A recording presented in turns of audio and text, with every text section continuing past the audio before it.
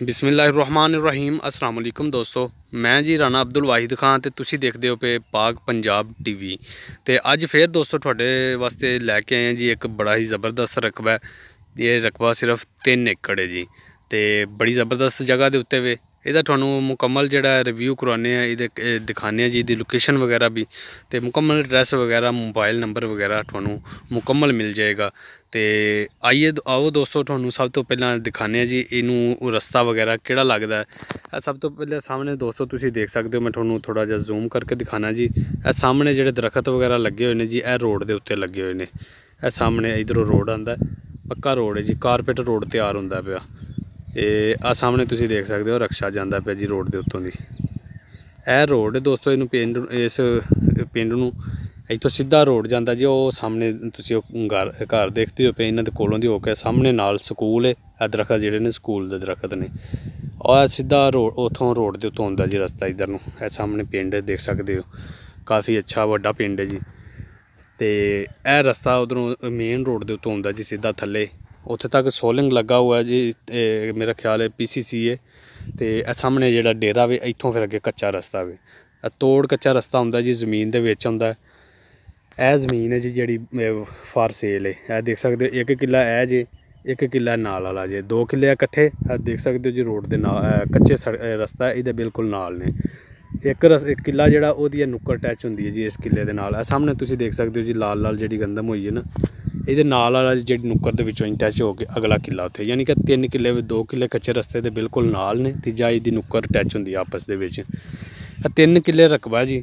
तो बाकी एक लोकेशन तुहानू दिखाई है जी, पिंड सामने नज़र आंदा पिया। रोड के उत्ते पक्के रोड के उत्ते रस्ता जाके चढ़दा, सामने पक्का रोड है। सामने स्कूल है जी, इस साइड तो सामने मस्जिद है, मदरसा वगैरह सारा सिस्टम। तो इहदी तुसी लोकेशन वगैरह देख लीए।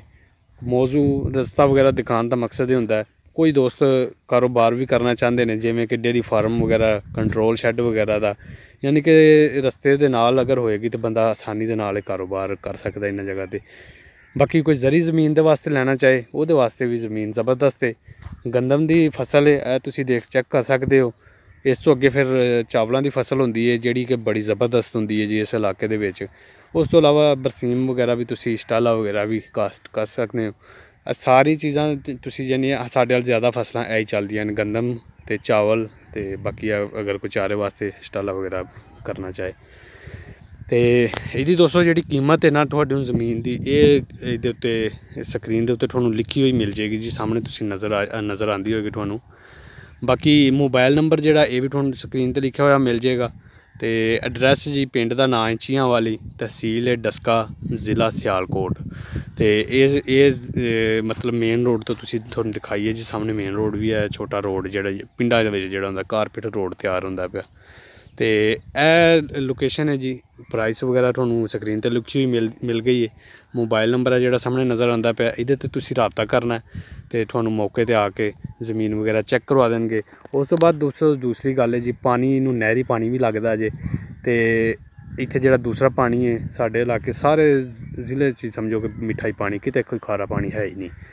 तो साफ पानी तकरीबन 40 तो 50 फुट का बोर करवाइए इन्ने दे विच पानी आ जाता है। पीटर चलते हैं जी, सादा ट्यूबवैल जिहड़े ने वो लगे हुए हैं, तो आसानी दे नाल कोई मोटर वगैरह लगाना चाहिए वो वास्ते कोई प्रॉब्लम नहीं है। सामने देख सकते हो तुसी, सामने जिहड़े ने डेरे ने इन्हां दे विच भी बिजली है वे इस टाइम। बाकी दोस्तों राबता करो जी उन्होंने नाल, ते मौके पर जाके चेक करो। वीडियो किंजी लगी है ये कमेंट करके दसो, तो अच्छी लगी तो इस चैनल में जरूर सबसक्राइब करो। तो इस तो इलावा दोस्तों अगर तुसी ट्रैक्टरां दी ते ट्रांसपोर्ट वगैरह की वीडियो वगैरह देखना चाहते हो तो तुसी अब्दुल वाहिद खान यूट्यूब चैनल है साडे चैनल का नाम, उस चैनल में भी जरूर सबसक्राइब करो। ये वीडियो किंजी लगी अच्छी लगी है तो लाइक शेयर जरूर करो। मिलते हैं दोस्तों अगली वीडियो, उदों तक इजाज़त दवो जी, अल्लाह हाफ़िज़।